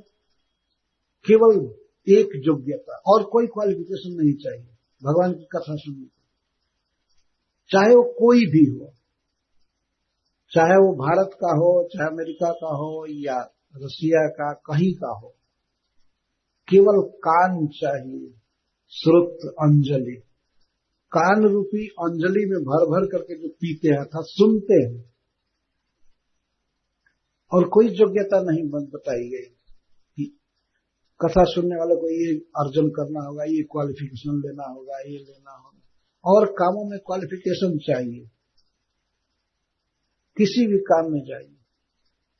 अगर मिलिट्री में भर्ती होने चाहिए तो क्वालिफिकेशन जरूरी है। क्या क्वालिफिकेशन? शरीर लंबा होना चाहिए, छाती चौड़ी होनी चाहिए, है ना, और भगाएंगे, दौड़ाएंगे, तेज दौड़ोगे तब तो मिलिट्री में लेंगे, नहीं तो नहीं। लेकिन भगवान की कथा सुनने में कोई इस प्रकार का काट-छाट नहीं है। इतना ही है कि कान ठीक होना चाहिए, कान सुनना चाहिए, कान से। श्रोत्रांजलि, श्रोत्र ही अंजलि है जिसका, ऐसा व्यक्ति जिसके पास कान रूपी अंजलि है वो कोई भी सुन सकता है। अब धुलते कर्म वासना, अब जब व्यक्ति केवल भगवान की लीलाओं को कान से पीता है, सुनता है, तो उसकी कर्म वासनाएं, भोग वासनाएं चली जाती, कर्म बंधन नष्ट हो जाता। सुखदेव गोस्वामी एक प्रकार से निमंत्रण दे रहे हैं सुनने का। हम बहुत संक्षेप में कृष्ण कथा बोलेंगे। महाराज परीक्षित को एक अवसर दे रहे थे प्रश्न करने के लिए। महाराज परीक्षित ने पूछा, तब 10वें स्कंध प्रारंभ किए। जस्मिन सत्कर्म पीयूषे जशस तीर्थ वरे सकृत। एक बार भी जिस व्यक्ति ने भगवान कृष्ण के लीला रस को पान किया है तो वह भोग वासना अविद्या से तुरंत छुटकारा, एक बार भी सुना है। सकृत, जस्मिन सत्कर्ण पीयूषे यशस तीर्थ वरे सकृत श्रोत्रांजलि उपस्पृश्य। श्रोत रूपी अंजलि से उपस्पृश्य, उप का अर्थ ईसत भी होता है। जैसे हम लोग कभी आचमन करते हैं, गंगा जी का पानी है, आचमन करते हैं, आचमन करते समय पूरा पीते नहीं हैं, आचमन कर होठों से थोड़ा सा लेते हैं। इस तरह से भगवान श्री कृष्ण के इस लीला गंगा का थोड़ा भी जल अगर कोई कान से पिया है तो सुना है, तो उपस्पृश्य, कान से थोड़ा भी सुना है, आचमन भर भी किया है, तो उसकी अविद्या नष्ट हो जाए, कर्म वासना या भोग वासना नष्ट हो जाए। यह ऐसा महान शक्तिशाली तीर्थ है। ऐसा कोई तीर्थ है? केवल कान से आप नहाइए, सुनिए और बस पवित्र हो जाएंगे। कोवा भगवतस्तस्य पूर्ण श्लोक, पूर्ण श्लोक कर्म शुद्धि कामो न सूर्य जस कलिमलाप। कौन ऐसा विवेकी व्यक्ति होगा चाहता है कि मैं शुद्ध हो जाऊं, ये कामना भी है। कौन ऐसा विवेकी और कामना वाला व्यक्ति होगा अपने को शुद्धि काम, शुद्धि करने वाला, चाहने वाला, जो भगवान श्री कृष्ण के जस को नहीं सुनेगा। जस्मिन सत्कर्ण पीयूषे जशस तीर्थ वरे सके श्रोत्रांजलि रूपस्पृश्य धुलते कर्मवासी। तो योग्यता इसमें क्या बताई गई कि उसके बाद अंजलि होना चाहिए। अंजलि का अर्थ है पान पात्र साधन, पीने का साधन, पान पात्र। जैसे हम कोई रस पीते हैं तो गिलास में पीते हैं, कटोरी में पीते हैं, कोई पीने का साधन, और नहीं तो और कोई साधन नहीं है तो अंजलि, अंजलि में पीते हैं। तो यह तीर्थ ऐसा है, ऐसा जल है, ऐसा रस है जिसको कान से पीना है। श्रोत्रांजलि, श्रोत्र ही अंजलि है, सावधान कान से सुनने वाली, इतनी योग्यता है, ये बता रहे हैं सुखदेव। उपस्पृश्य, ठीक से आचमन भी करे, कम ही करे लेकिन जग करके करे, ठीक से सावधान, ये इसको कहते हैं श्रोत्रांजलि। पीने की बात है। जस्मिन तीर्थ वरे सकृत, जस्मिन सत्कर्ण पीयूषे जशस तीर्थ वरे सकृत श्रोत्रांजलि उपस्पृश्य धुलते कर्मवासी।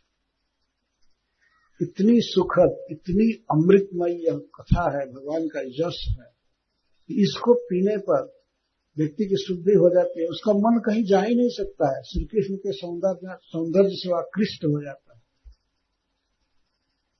और उसकी कर्म वासना, भोग वासना, अन्य जो भी कृष्ण भक्ति कहते की वासना है, समाप्त हो जाती है। इसी को 2 श्लोक में कह रहे हैं। भोज विष्णुंधक मधु सूर सेन दशारह कई श्लाघनीय हित मित्सस्वत कुरु श्रृंजय पांडुभी। भगवान का सुंदर रूप है, उनकी लीलाएं, एक तो उनकी लीला और उनकी शारीरिक सुंदरता, 2 अद्भुत है, अद्भुत है। उसका वर्णन कर रहे हैं। भोजवंशी वृष्णिवंशी, अंधकवंशी, मधुवंशी, सूरसेन, दशारहक, ये सब जादव कुल में अनेक अवान्तर भेद होते जाते हैं। जो लोग भोज से पैदा हुए भोजवंशी कहे जाते हैं, और वृष्णि, अंधक, मधु, सूरसेन, दशार इत्यादि ये सब कुल हैं जादवों के, जो फैलते गए।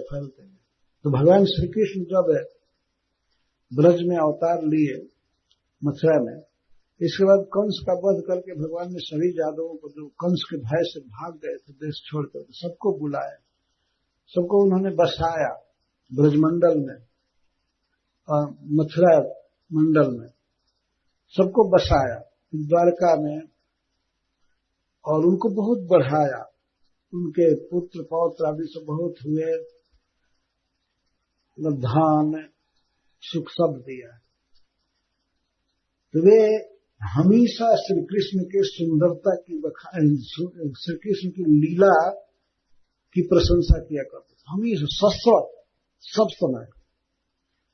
और कुरु श्रृंजय पांडु भी, इसके साथ ही साथ कुरुवंशी, हस्तिनापुर के रहने वाले या उस क्षेत्र में कुरुक्षेत्र की तरफ रहने वाले कौरव और पांडवगण भी हमेशा भगवान की इहित लीलाओं की, चेष्टाओं की प्रशंसा किया करते थे, हमेशा यही गाते रहते थे। और सृंजय वंशी कहते हैं महाराज द्रुपद आदि को। तो द्रुपद के का जो समाज था, और कौरवों का, दुर्योधन आदि का, कौरव से तात्पर्य यहाँ भीष्म पितामह आदि सबसे, और पांडु भी, युधिष्ठिर, अर्जुन और उनके समाज जो, इस सब समय भगवान श्री कृष्ण का ही बखान किया करते थे। यहां तक कि जो विरुद्ध थे कौरवों में या और भी लोगों में, जो विरुद्ध थे, वे भी कृष्ण की ही चर्चा करते थे। प्रतिदिन कुरुक्षेत्र के युद्ध के बाद जो लोग आते थे, तो दूसरे वीरों का वर्णन नहीं करते थे।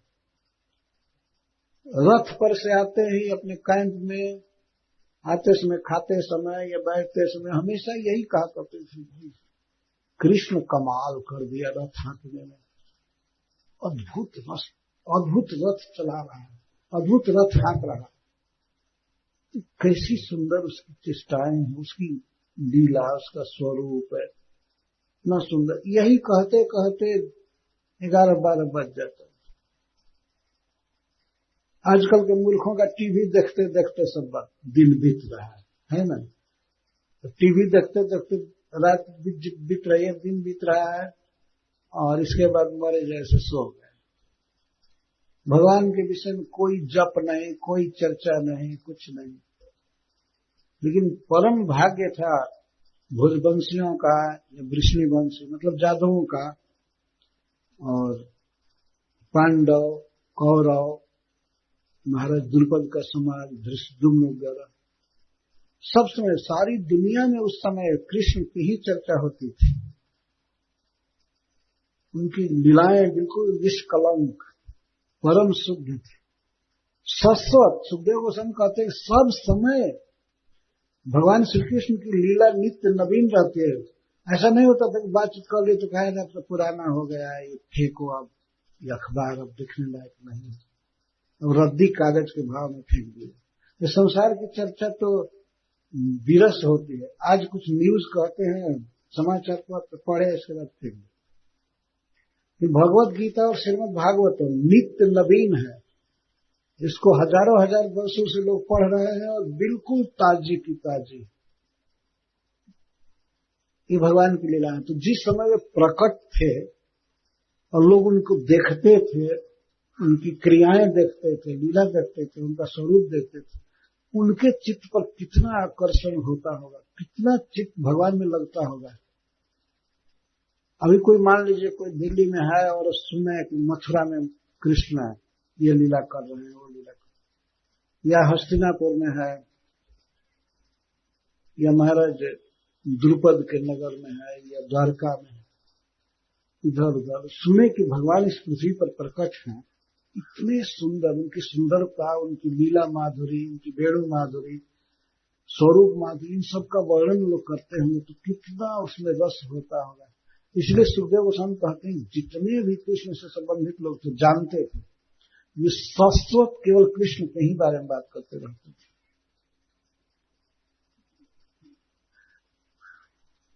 श्लाघनीय ईहित, श्लाघनीय हित, जस ईहित, ईहित का अर्थ है लीला, चेष्टा, वचन, संकल्प आदि सब कुछ।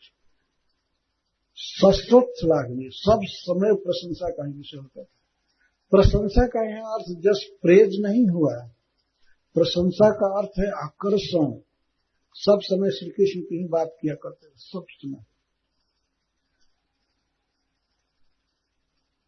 और अब स्वरूप का वर्णन कर रहे हैं, भगवान कितना सुंदर है श्री कृष्ण। इस श्लोक में कहते हैं स्निग्ध स्मितेक्षितोदारै वाक्यैर् विक्रम लीलया लोकम रमयामास मूर्त्या सर्वांग रम्यया।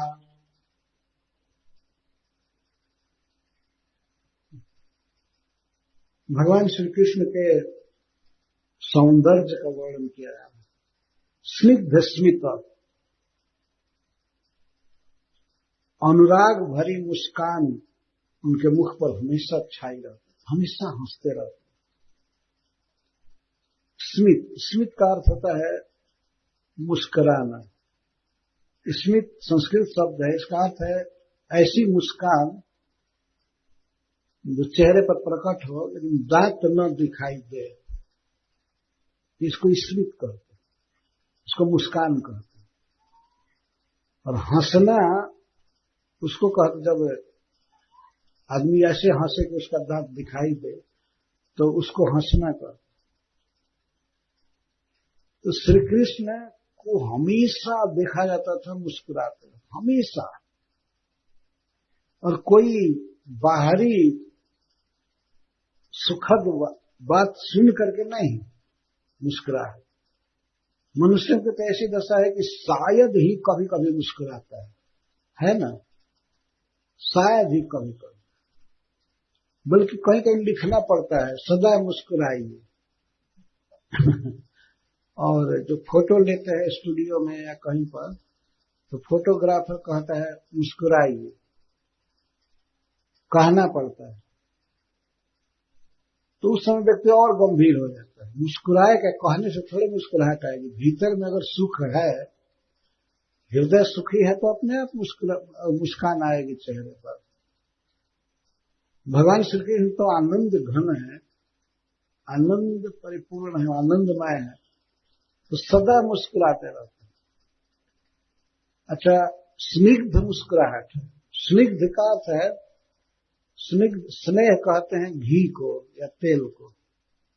किसी चीज में घी मिला दिया जाता है तो सरस हो जाता है। तो श्री कृष्ण मुस्कुराते थे तो ऐसे जैसे शूटिंग करते हैं टीवी या बनाते हैं तो झूठा मुस्कुराहट दिखाते हैं, उसको स्निग्ध मुस्कुराहट नहीं कहेंगे। जैसे फोटो खिंचवाने के लिए शूटिंग हो रहा है तो जैसे रावण जैसे हंसते हैं कभी कभी, वो भी शुष्क है, कोई हास नहीं। मुस्कुराहट वास्तव में हृदय का सुख प्रकट होता है, वो मुस्कुराहट। तो भगवान श्री कृष्ण सदा मुस्कुराया करते, हमेशा, ऐसा उनका स्वरूप ही है। और वो मुस्कुराहट कैसी? स्निग्ध, प्रेम भरी मुस्कुराहट, प्रेम से भरा हुआ मुस्कुराहट। और इच्छित, स्नेह से भरी हुई मुस्कान और स्नेह से भरी हुई चित्तवन। और उदारई विक्रम लीलया, उदारई वाक्य, और वाक्य बोलते थे तो उदार, उदार का अर्थ परमानंद से परिपूर्ण, जिसकी सीमा नहीं रहती थी कि उस वाक्य को सुनकर, शब्द को सुनकर के कोई कितना सुखी हो सकता है, उसकी सीमा नहीं थी। भगवान के केवल वचन से, गान से या मुरली से परम आनंद छा जाता था। उनके वचन में परम सुख था, आनंद। और विक्रम, चाल ऐसे चलते थे। कुछ लोग तो चाल देखने में ही फंसे रहते थे।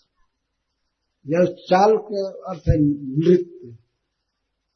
सांप के फण पर भी नृत्य करते थे।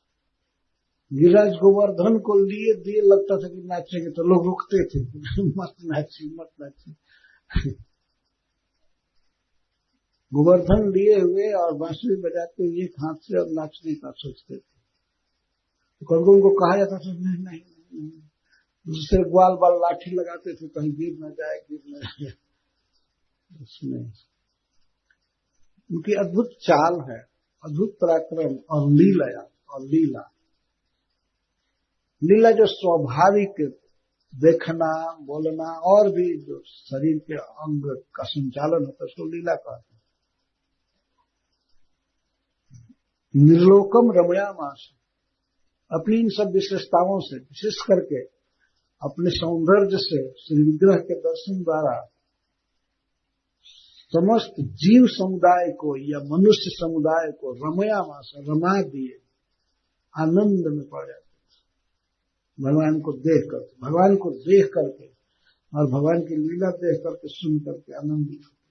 मूर्तिया सर्वांग रम्य, भगवान श्री कृष्ण की श्री मूर्ति, उनका श्री देह ऐसा है सर्वांग रम्या, सभी अंग रम्य है। जहां जिस अंग पर दृष्टि पड़ती है उस अंग से नेत्र हटते ही नहीं। एक श्लोक में कहा गया है, राधा रानी अपनी सखियों से कह रही कि अरे सखी, तुम बहुत बड़भागिनी हो कि प्रियतम श्याम सुंदर के सर्वांग को तुमने देखा है, हस्त कमल, चरण कमल और सिर आदि। और मैं तो उनके अलकों को देखी और उसको देखती रह गई, तब तक श्री कृष्ण चले गए। मैं हतभागिनी हूं कि श्री कृष्ण के केवल केश को देख सकी, मैं और बांसुरी बजाना या हाथ, हस्त कमल, चरण कमल इनको नहीं देख पाई। इसका अर्थ यह है कि ये कहीं अंग को देखने में मन इतना फंस गया कि वो चले गए। प्रति सर्वांग रम्य या सर्वांग रम्य का अर्थ होता है जहां रमण किया जाए, जहां मन या नेत्र लग जाए या कान लग जाए, उसी में सुख मानने लगे। रमु क्रीड़ा, रमण का अर्थ है क्रीड़ा। जैसे बच्चे खेलने में रमे रहते हैं, रम जाते हैं, उनको जबरदस्ती पढ़ने के लिए बैठाया जाता है ना। बच्चों को छुट्टी दिया जाए कि आज थोड़ा लीजर टाइम है, तो ऐसा नहीं वो किताब खोल करके पढ़ेंगे या स्लेट पर लिखेंगे। खेलना उनके लिए सहज है, ये रमण कहा जाता है। तो भगवान श्री कृष्ण के किसी भी अंग पर दृष्टि जाए वहीं मन हंस जाता है, आकर्षित हो जाता है। एक भक्त ने लिखा है कि श्री कृष्ण के यदि वनमाला पर आंख गई तो अब आंख और मन वनमाला पर ही झूलते रह जाएंगे लाखों वर्ष, और उससे हटे तब न दूसरे अंग पर जाएगा। जिसने वनमाला देखा वो उसी वनमाला में ही झूलता रहा, जिसने कान का कुंडल देखा कर्णों को वो बस वहीं झूलता रहा, जो अलग को देखा केस को बस वहीं मन फंस गया, वहां से निकला ही नहीं। जो मयूर पंख को लहराते हुए देखा वहीं लहराता रह गया, जो चरण के नुपुर को सुना बस वहीं चरण में ही फंस कर रह गया। इतना आकर्षण है श्याम सुंदर का। तो श्रील सुखदेव गोस्वामी वही वर्णन कर रहे हैं। स्निग्ध स्मितेक्षितोदार वाक्य विक्रम लीलया निर्लोकम रमयामास मूर्त्या सर्वांग रम्यया। तो भगवान श्री कृष्ण का सौंदर्य वर्णन करते समय अब श्रीमुख का वर्णन कर रहे हैं। यस्याननं मकर कुंडल चारु कर्ण भ्राजत कपोल सुभगम सविलासहासं नित्योत्सवं न ततिर्पुदृषभिः पिबन्त्यो नार्यो नराश्च मुदिता कुपिता निमेश्च। जस्य आननम, जिनके आनन को, मुख को, नारियो नराश्च, नर और नारियां, नर भी और नारियां भी, स्त्री पुरुष सब दृश्य भी पिबंत, आंखों से पीते रहते हैं। दृश्य भी मतलब नेत्र ही, नेत्रों से पिबंत, पीते रहते हैं। आंख से पीने का क्या मतलब है? आंख से पीते रहते थे, इसका मतलब है कि परम आसक्ति से निहारते रहते थे, देखते रहते थे। यह है पीने का मतलब। तो आंख से पिया जाता है थोड़े, लेकिन किसी रूप को कोई बहुत आसक्ति से देख रहा हो तो ये कहा जाएगा कि वो पी रहा है। तो सुखदेव गोस्वामी कहते हैं जस आननम नारियो नराष्ट्र जस्य आननम दृश्य भी पिबंत, नेत्रों से पी रहे थे। मानो नेत्र ही पीने का साधन है, गिलास या कटोरी है, उसे बार बार पी रहे। जो परम रसायन पीने में सुख मिलेगा, उससे कई गुना अधिक भगवान का रूप देखने में आनंद मिल रहा था। यह अर्थ पीते रहते, अब पी करके मुदिता, आनंद में सराबोर रहते थे, मुदित रहते। परंतु इसके साथ साथ कुपिता, कुपित भी रहते, बहुत क्रोध में हो जाते थे। किस पर? निमेश्च, निमि महाराज पर। निमि महाराज जो विदेह राज जनक जी जो प्रथम निमि थे, उनकी कथा है।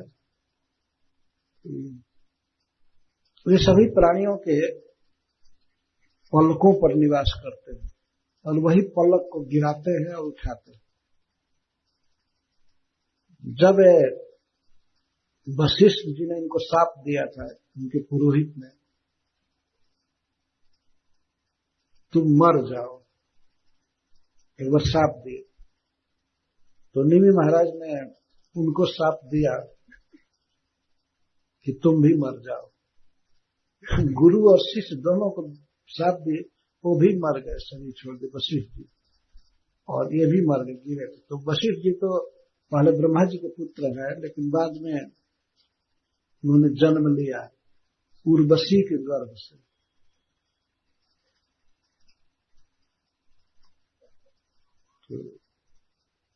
और निमि महाराज के लिए इनके अन्य पुरोहितों ने, अन्य ऋतिकों ने कहा कि हम आपको वापस ला रहे हैं, भगवान का यज्ञ किए और कहीं जिला देंगे इनको,